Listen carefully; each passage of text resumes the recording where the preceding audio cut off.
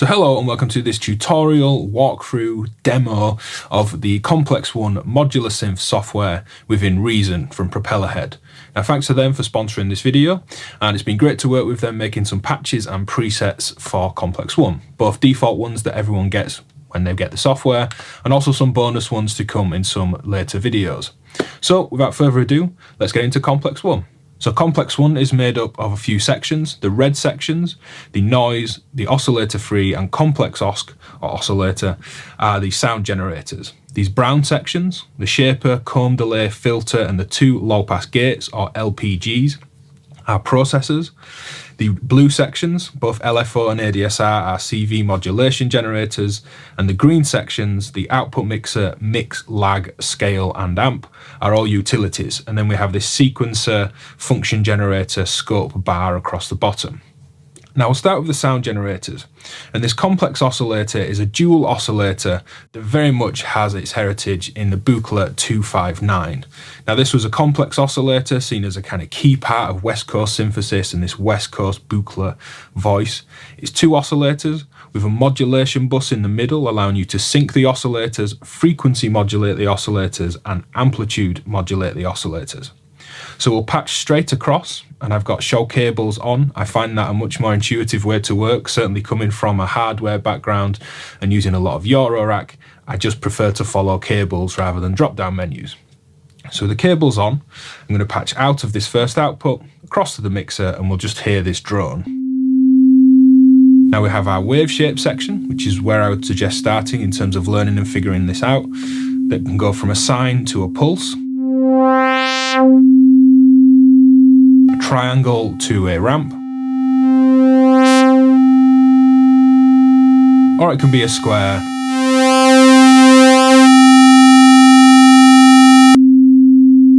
that we can pulse width modulate. Now we have our pitch control, which is for the whole complex oscillator, but we have another pitch in, a frequency modulation in, and an amplitude modulation in. But before we get to those, let's patch out of the second oscillator and take advantage of the kind of pre-patched modulation bus. Now simply turning these up, the first oscillator will modulate the second. So here's frequency modulation. And we can patch modulation across to that, say an LFO.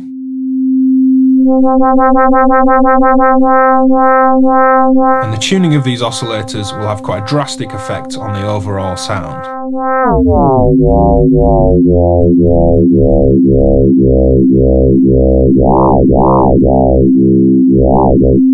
So as well as frequency modulation, there's amplitude modulation, which will control the volume or level of the oscillator from another oscillator. So this is like audio rate modulation over an internal VCA.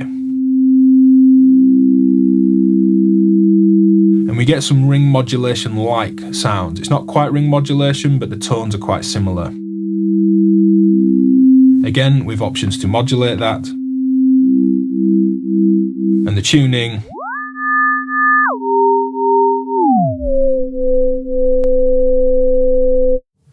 It's going to have a fairly big effect.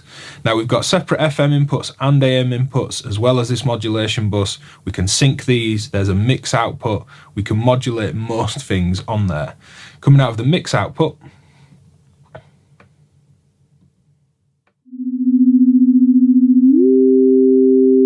you could say take an LFO and just crossfade between your two oscillators. Now this is a fifth above, 7 semitones above the second oscillator. We start to get some modulation. We can also patch the oscillators across on each other to create feedback as well, or cross mod. So taking output 2 into the FM of the first oscillator, and taking the blend of both oscillators into, say, AM on the second.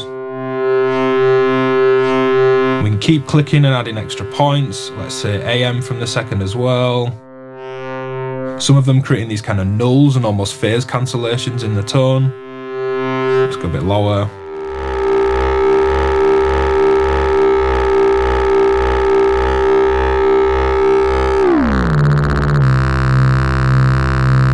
We can start to audio rate modulate the shape. So taking output 1 into the shape here. Let's go triangle to ramp.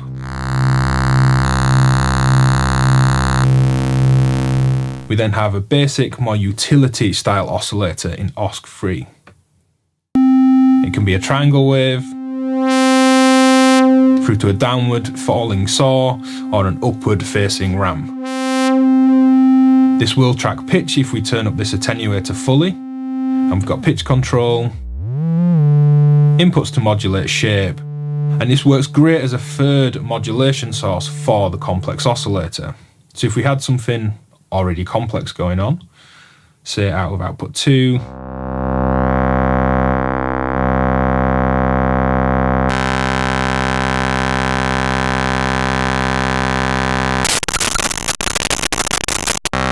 and patching into the pitch of both of those on the complex oscillator gives loads of really interesting glitchy sounds. One for the noise artists out there. But say we like this tone and we want another modulation source, you can patch oscillator 3 across.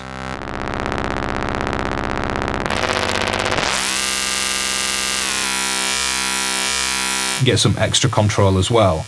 It also has this range control, helping us get down into LFO ranges.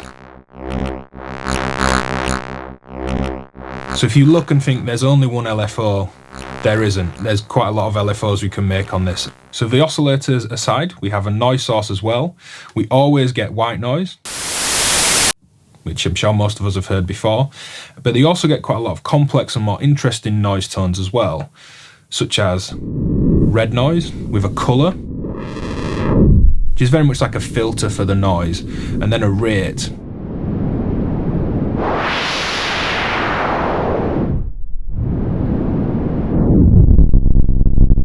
And one thing I'd suggest with the noise, and with anything else on any hardware or Complex-1 or any synth, is to patch something into a pitch input. When you're learning and you're not sure what something does, just putting it into pitch is a really easy way to see what's going on, because we respond so well to pitch. It's something that our ears pick up very well, more so than, say, tonal changes.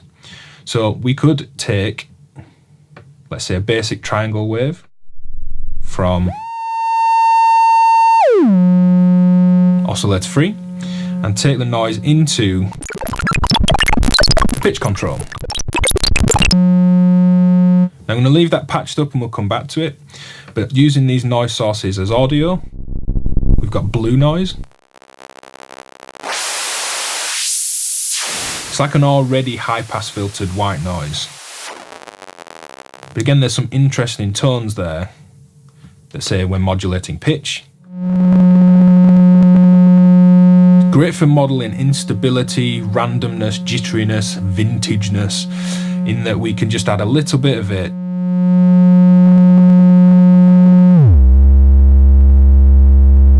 And there's some noise and instability in there. And this works better when we kind of filter this back. Red noise is great for that too. When it's heavily attenuated. Just over egg it a bit there, it creates this kind of jittery randomness. It works really well.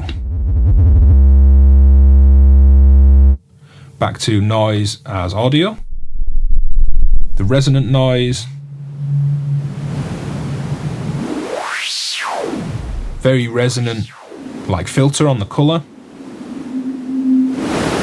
And more noisy on one side of the rate. Much more of a kind of whistling resonant tone.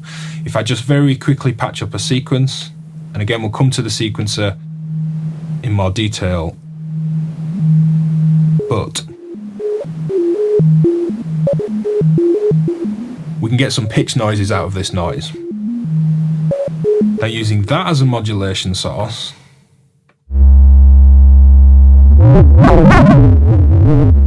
we get those pitch changes as well.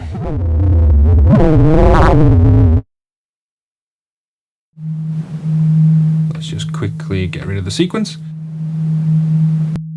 Now band noise. Again, similar to the resonant noise. Static.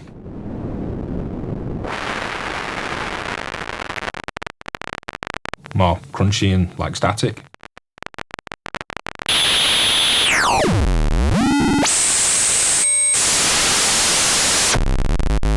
With some modulation, you can get kind of dial-up internet modem type tones with the binary. Say I make a random LFO into these.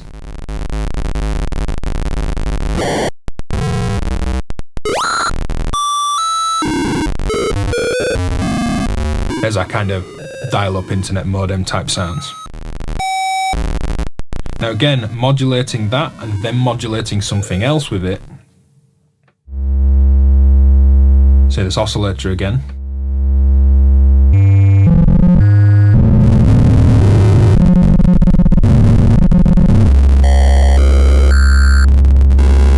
Not modulating pitch, but actually modulating the shape there. There's some interesting audio rate noise overtones, but a stable pitch, which you could then play from a keyboard or a MIDI sequence.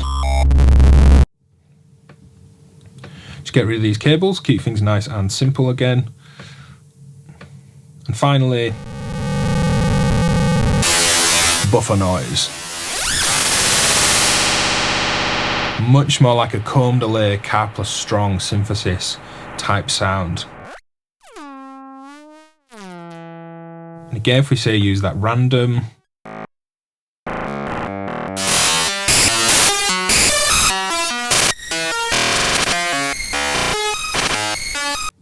it's a lot of kind of clock noise, string sample, comb delay like plucky sounds. Well, they would be plucky if we ran them through, say, the low pass gates.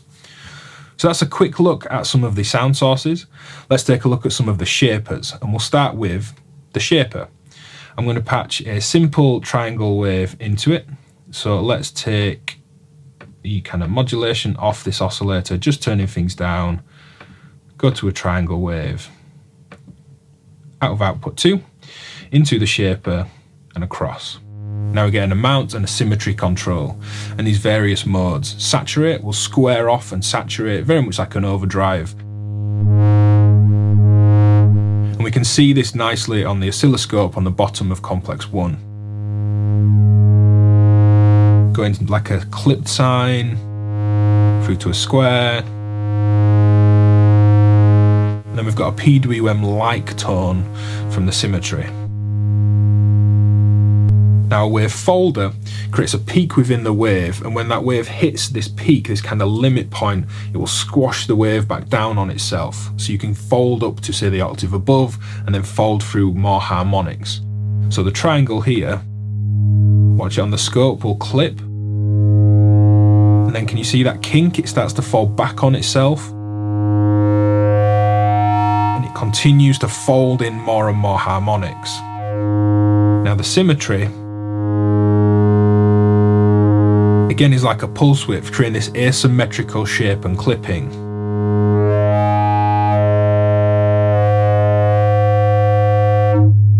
Now there's a second folder in there as well. It works very much the same way but has a different tone. Just going between the two. Slightly woody character, I think, to that second one. Much more oscillator sync-like tone when we push it that bit more as well. We get a bipulse.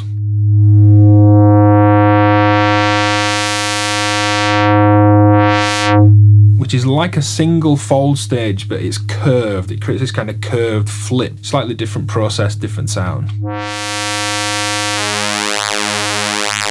Really nice pulse width tone on that symmetry.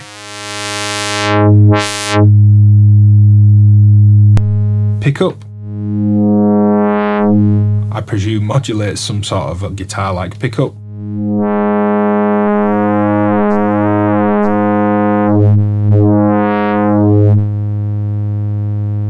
And at this point I should point out that we do have external audio ins, and like Reason's always had, in tab we can actually bring audio in from any of these other devices, and then that becomes available there. So we could just use these shapers to wave shape drum loops or anything you want from anywhere within the Reason program. It doesn't just have to be within Complex-1. And that final shape is glitch.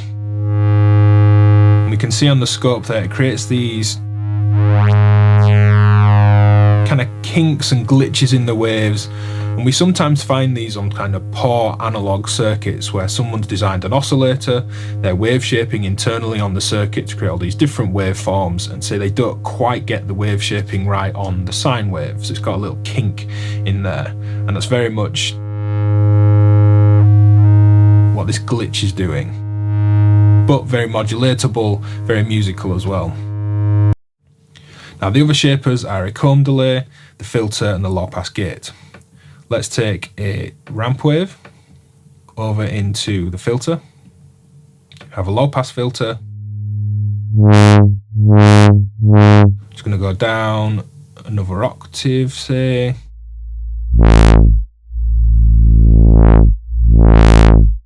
nice rich filter, good resonance as well.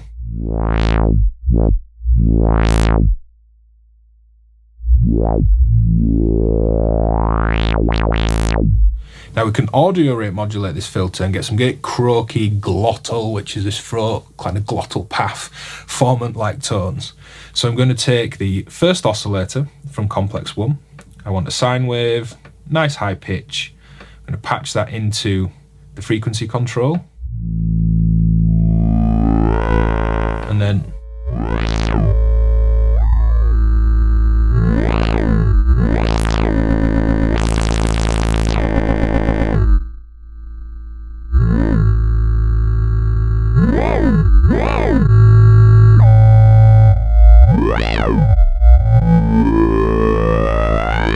there's all this kind of vowel-like.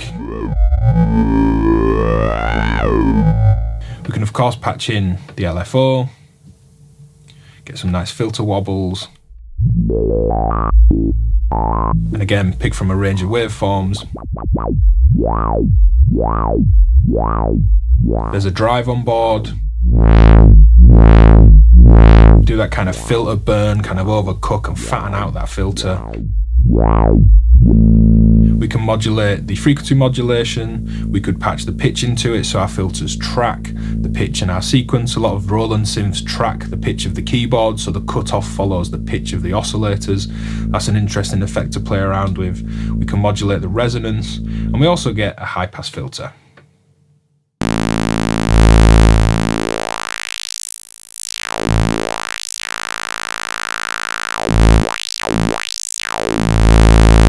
So moving on from the filter, we'll move to the low pass gates, or the LPG. Now an LPG is a low pass gate. It's like a VCA that, as well as reducing the level, also reduces the higher frequencies. Now, there's two things kind of special about a low pass gate, and that's one of them. The fact that as a sound gets quieter, it also gets duller, which is very natural. It's how sound works in the real world. If something's getting more distant from you, we tend to lose higher frequencies. So a low pass gate is perfect to create into depth in a mix where we want 3D space. The panning left to right, and also this sense of something being very forward in the mix and in your face, or further back. The low pass gate pushes that sound back as the level comes down. And the second thing with a low pass gate is that most of these circuits, again in Buchla synths, Surge synths, there's some great Bug brand ones as well in hardware modular formats, they tend to have a Vactrol on board, which is an LDR, a light dependent resistor, and a light, like an opto compressor. In terms of the circuit design, a light will go on in the circuit, there's a sensor, and it's very kind of laggy. The decay has this natural kind of pluckiness to it. You would strike a low pass gate with a short kind of click and it would ring very naturally. So couple that natural response with the fact that you lose some high frequencies at the same time, and we get these great Buchla bongo type sounds. Now the Buchla bongo is kind of FM rich West Coast tones through this low pass gate. We'll start simply with a saw wave that I've patched to the LPG in, LPG out to the mixer, and we need something to excite it. Let's take this clock generator, put that to the trigger in.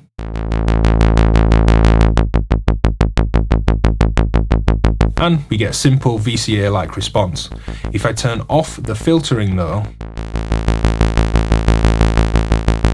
the sound is staying as rich and full as it always was at the input, but the level is just being played around with.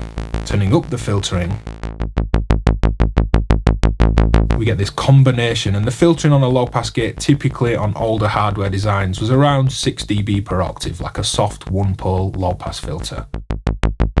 Now on the low pass gate we can modulate the attack and release times. Let's say take an LFO in. You can take this envelope out, and when we click we can see the envelope on the scope as well.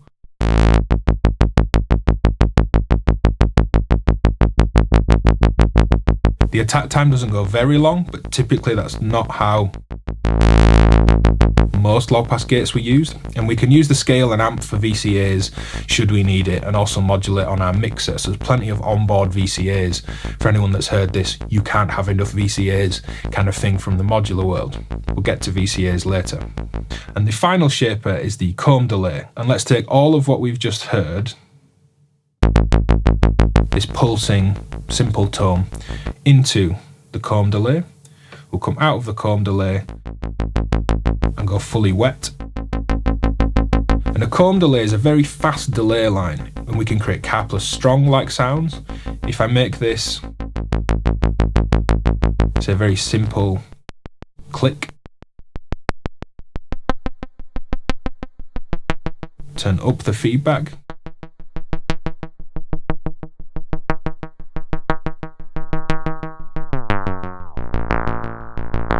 notice we're getting some interesting string-like tones. If I say make a simple sequence on here, take that to pitch, we get this simple Karplus Strong-like tone, and it's just this click at the input going dry.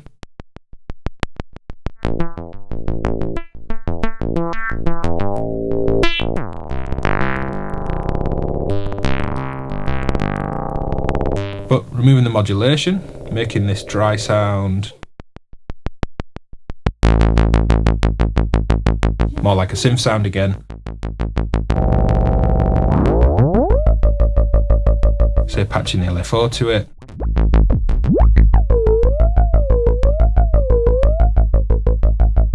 Get some interesting chorus-like effects and typical delay line effects. Pitching this right down.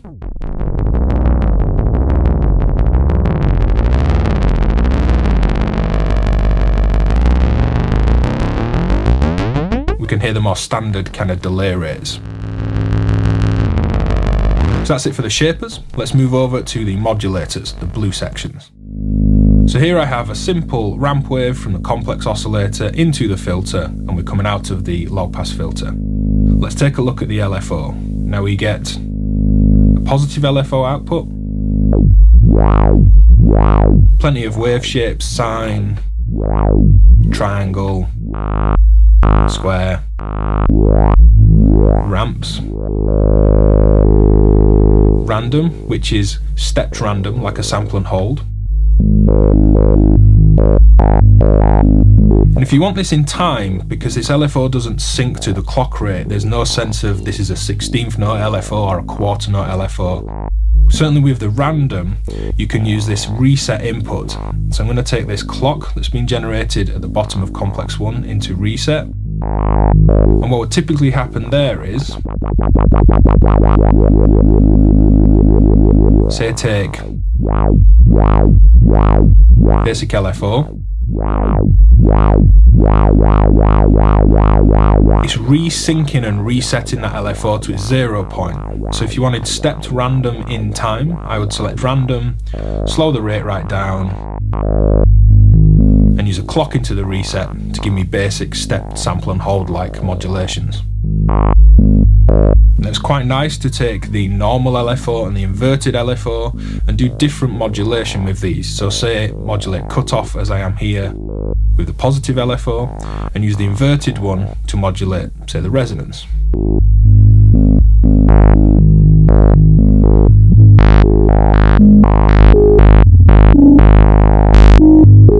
Rather than using the same one to both.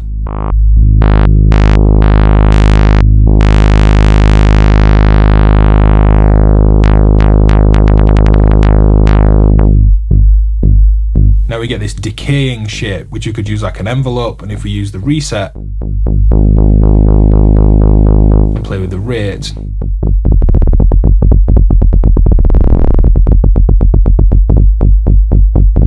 we can get some interesting resetting polyrhythmic like decays, but also just some resetting envelope like shapes. Step up.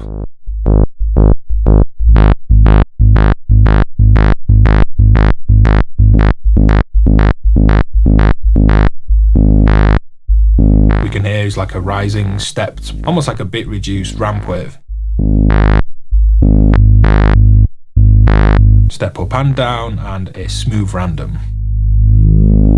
Now, I really like smooth random or fluctuating random voltages. It just randomly drifts and shifts and it's great for making things feel alive. So let's do that here.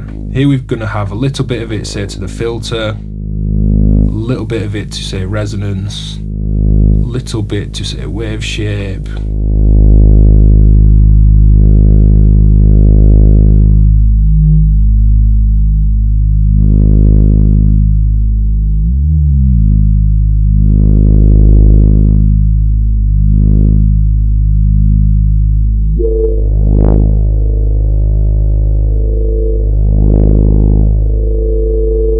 And everything just feels that bit more alive and organic. It's all just moving around. And I very much like it scaled back a lot more than that, but it's hard to demo real subtlety over a YouTube video. So play around with the smooth random. Now we also have the ADSR, very typical for a synth.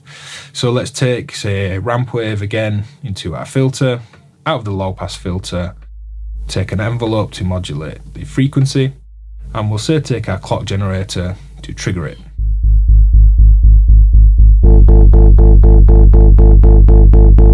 Just get a slightly simpler tone.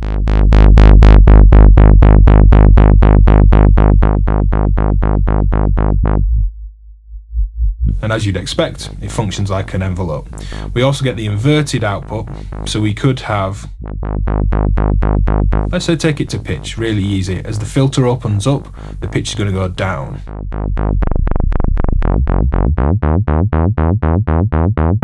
Or it could go the other way.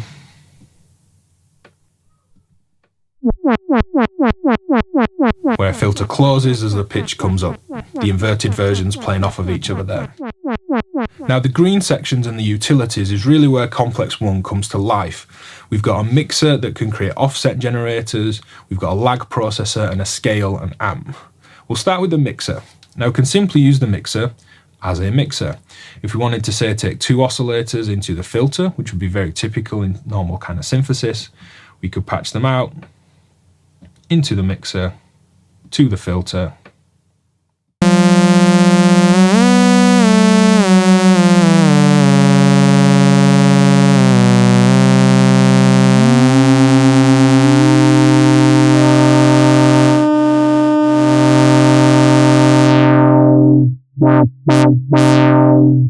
Very simple. We can also mix modulation. Now most things have multiple modulation inputs, so we don't have to worry about that. But say we wanted to modulate the AM between the complex oscillator with several things, we could use the mixer to mix our modulation, which is a very kind of modular technique, mixing modulation, modulating modulators. We create very interesting techniques this way. So we'll take output 2 again into our mixer. We'll just use, say, sine waves, AM, gives us some overtones. Now we'll take the mixer to the amplitude in there, and notice that this knob creates an offset, which means a voltage of its own. It's not controlling the level of an input there on the mixer because I don't have one. It just creates a voltage. We can think of this like a macro control on other soft synths. Now we're going to patch in the LFO, say a triangle. I'm also going to trigger my envelope and take that into the mixer too.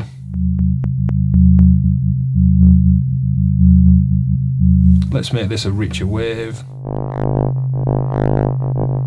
Try FM.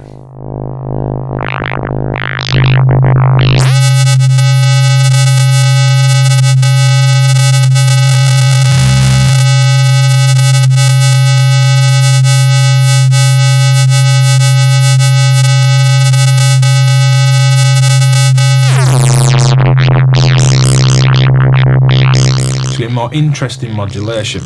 Now I could also modulate the LFO with the envelope.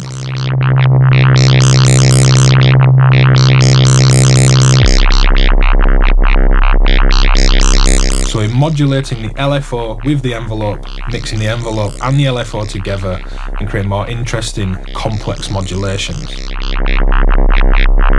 Now if you need more than 2 channels of mixing, I would take 2 things into the mixer, patch out of the mixer into something else, and we could even go from that mixer to the next and add something else, and there we've got 4 inputs mixed across these 3 2-channel mixers. Next along the utilities is a lag processor, and this will take something and smooth it off. Think of a lag as a low-pass filter for sub-audio CV signals. Taking, say, a square wave into a low-pass filter, we would see the edges round off. Let's do that, just so we can see it on the scope more than anything. It's very square-like. As we filter it back, the edges start to curve off, we lose harmonics, and we filter it down to nothing because the cutoff is underneath the pitch of the input. Now a lag processor will do the same for CV. So if we were to take an LFO, say a square wave, into the lag, I'm going to turn lag all the way down for now and say modulate the filter.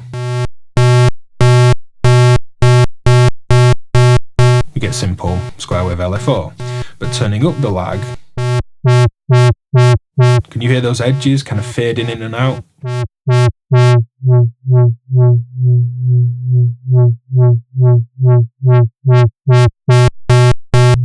And with that in mind, we could use the lag with audio. Say we want to filter down some of the harsher noise tones that maybe we like, but there's just too much top end. We've already used the low pass gates and filters. So let's say take simply white noise into the lag. And you can hear it's very much like a low pass filter.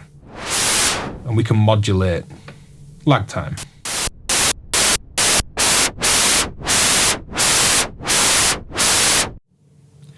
This works really well if we need more, say, fluctuating random voltages. We've already used a smooth random from the LFO.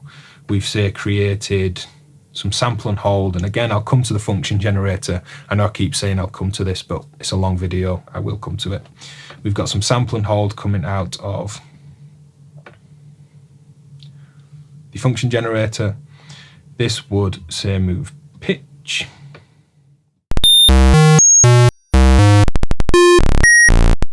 If I wanted to do that smoothly, I would go through the lag processor. Creates that glide, lag, slew, or portamento-like effect. Now the scale and amp is like a set of VCAs for scaling your signals. We could just use these as attenuators, which would just reduce a single signal, but most of these modulation inputs across Complex-1 have their relative depth controls for their modulations. But say we want the LFO to modulate the filter, but we want to control that with an envelope. We want to make that LFO rising, like a fading vibrato, for example. Let's just take a simple sine tone. LFO into, say, pitch. Let's get a triangle. Simple vibrato sound. But taking that into the scale and amp, patching the scale and amp to the pitch control, I'm going to use a clock signal to my envelope, envelope to the amp. You can hear and see that the LFO is only active when the envelope's been triggered. So if I make that fade in,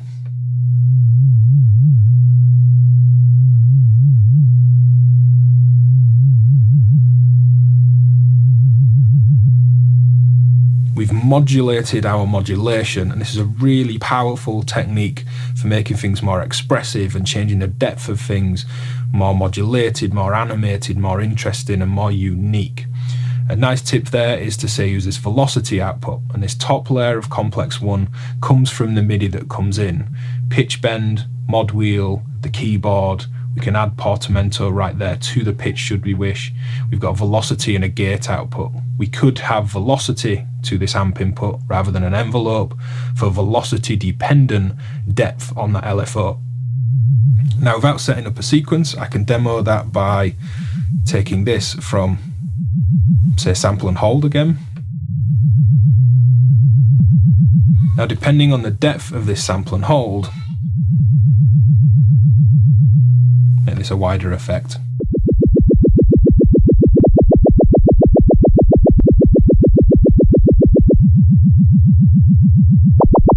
You can hear we're having a very different effect in terms of the depth of pitch modulation, now dependent on that sample and hold. And you can of course chain the mix in, the lag, the scale, the amp, just following cables around, playing around. Now looking at the clocking, the sequencer, the oscilloscope, the quantizing at the bottom, let's build up a basic sequence. I'm going to take my clock generator into the step input to step through this sequence. I'm going to take the rate up, say 16th notes. I'm going to patch the note out into the pitch of this oscillator.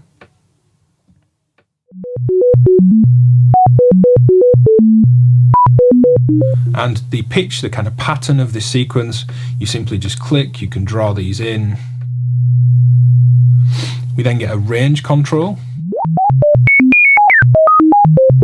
And the quantizer, you simply just turn notes on and off. I'm going to make a basic natural minor scale, the notes C, D, E flat, G, F, A flat, and B flat.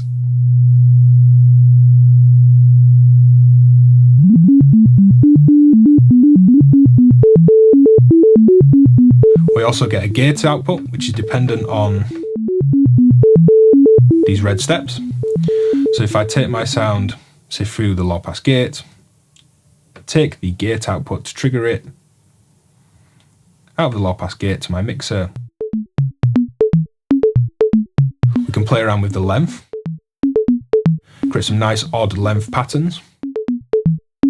And you could have a sequence patched up with just one oscillator and one low pass gate, and then play MIDI and use the top section to control the other oscillators, low pass gates, filters, and create a nice kind of sequence against your own playing or MIDI input. We do get a second quantizer where we can input from anything else. But before we get there, having built up the sequence, we'll quickly run through this just from left to right. Now this clock and LFO gives us another LFO. So take a pulse to the filter just quickly.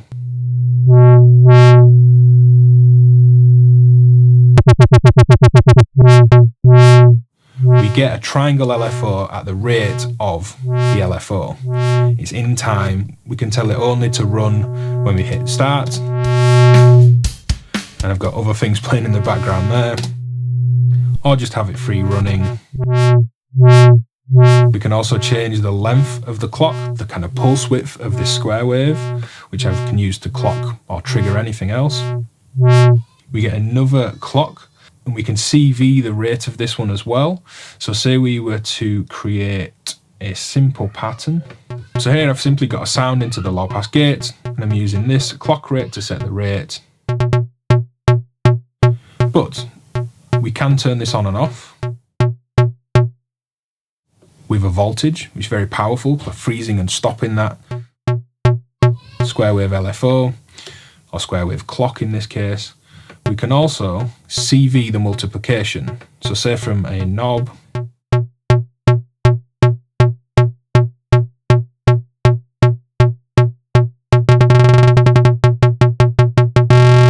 or from somewhere else, say the LFO. So it's ramping up through these multiplications of the base rate of that clock. But if I wanted to smooth this out and create an LFO, I would go through that lag processor again. And if I patch this to the filter, we can hear that hard on and off. Now going through the lag,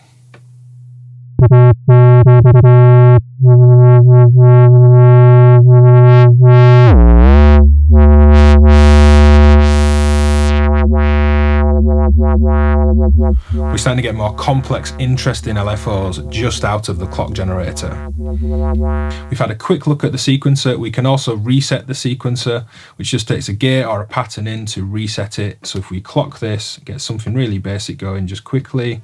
So a simple sound, we could say take the LFO to reset it.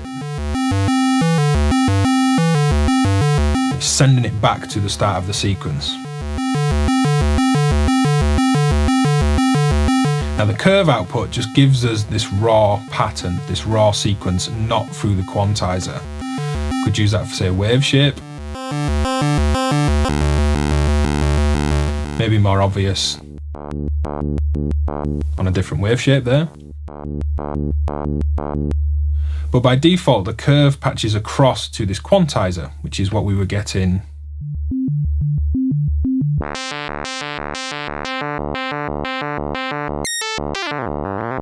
Going to just lose the reset. We can add an offset voltage to this, so we start to move the sequence, which means we could do that from MIDI. So it's much like having a sequence or arpeggio playing on a device and transposing from a keyboard, from a controller even, or from the MIDI that you use from your actual patterns within the Reason project. We could do that from another voltage here. So as well as this sequence running, I could say take the LFO into the offset. And the LFO is now transposing this sequence. We could also take the LFO simply into quantizer 2 to the oscillator's pitch. If we wanted just octaves, or say octaves and fifths.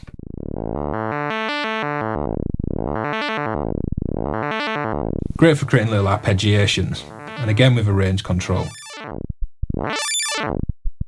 Now the function generator does a whole range of things, and we get to see the kind of math on board. A signal taking away a signal there. We can abstract and flip and create variations on our signals. We can look for the minimum between two voltages, the maximum between two voltages. If X is bigger than Y, give us an output. There's lots of interesting functions to explore. That sample and hold is one that I use very frequently. So I'm going to patch the clock, as it says there, into X, the hold. Patch noise into the Y input, and take that to control the pitch of this oscillator. And we can hear it's just a random signal, and that's because it's white noise at the input. Should we change that to be an LFO, make this a bit faster, we can hear it's that curve of the LFO, but now stepping and holding like we're downsampling it or bit reducing it. We can create different harmonics based on the notes, pitch information.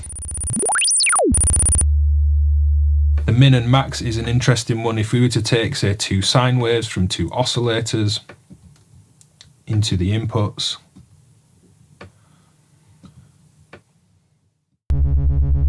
it's going to give us the maximum voltage between the two inputs. And it results in a slightly strange wave shape. The minimum does the same bit, looks for the minimum voltage. You can hear we get a different range of overtones there.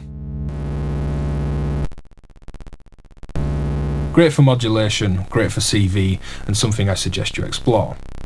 Now we always have some effects and the scope. The effects sound great. Let's run, say, a ramp into a low pass gate just quickly.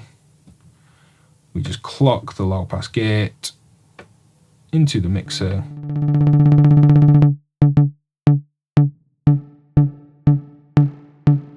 Nice boingy spring reverbs. Room verbs. Some interesting echoes. Let's get a sequence going so we can hear this a little bit more clearly.